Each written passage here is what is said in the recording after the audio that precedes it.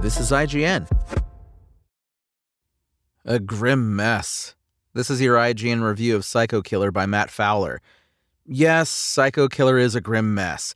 In fact, it's the draggiest, sloppiest, revenge-driven road trip serial killer mystery since, 1997's Switchback. It also might be the only revenge-driven road trip serial killer mystery since Switchback.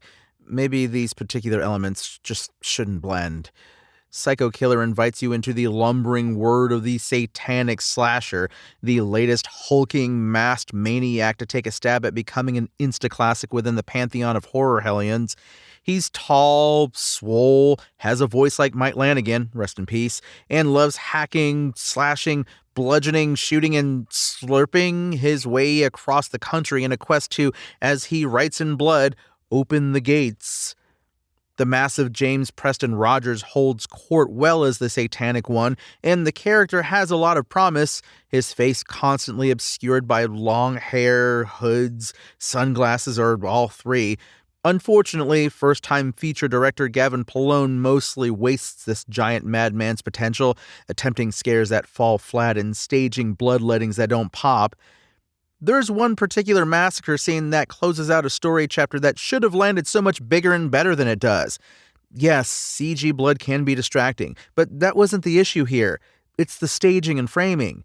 Instead of drawing us into the slasher's size and might, the camera keeps a weird distance that diminishes his power. Going for oneers that also utilize slow-mo only enhance flaws in effects and choreography. Come to think of it, most scenes in Psycho Killer feel like half measures in need of a few extra tweaks.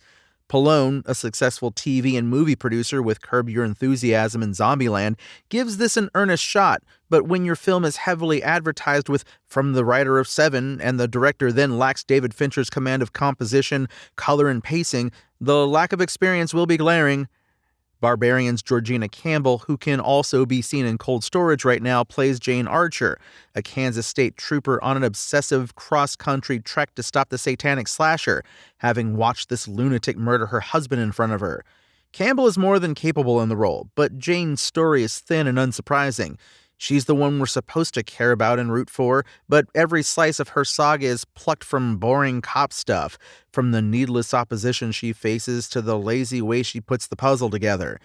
The film is set in 2007, where things like the internet collide with remnants like payphones, car cigarette lighters, newspaper classifieds, a 70s, 80s feeling plot device, and encyclopedia volumes.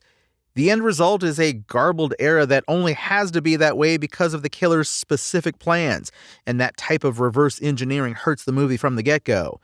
The slasher goes out of his way to contact people using coded print ads and do research via library books, even though the World Wide Web is readily available. Maybe this is why Jane is able to run circles around the actual task force assigned to find this guy, because they don't do searches on the internet? With the marketing so focused on Seven's screenwriter Andrew Kevin Walker, Psycho Killer's wink-wink promise of a twisted project hamstrings its own efforts. Evoking Seven also summons expectations of a subversive, swervy ending, and Psycho Killer doesn't deliver anything close to being as paradigm-changing. The third act is wildly preposterous, though, if that's to be Walker's hallmark. It goes bigger than it needs to, but maybe if it had gone even further, people would be talking about this movie a decade from now. It's too bad Psycho Killer doesn't build up its two characters enough for you to care whether the slasher fulfills his grand scheme or not. As a script, Psycho Killer underserves its hero. As a movie, Psycho Killer underserves both its hero and its maniac. The satanic slasher could have been a nefarious addition to horror's rogues gallery, but it's actually stunning how much his brutality doesn't resonate. Post-production magic was called upon here to get this film into theatrical shape, but we're still left with bone-dry mishmash. Psycho Killer's IGN score? 4 out of 10. Thanks for listening to IGN.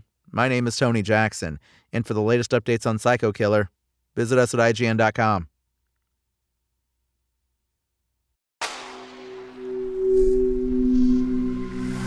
Spoken Layer.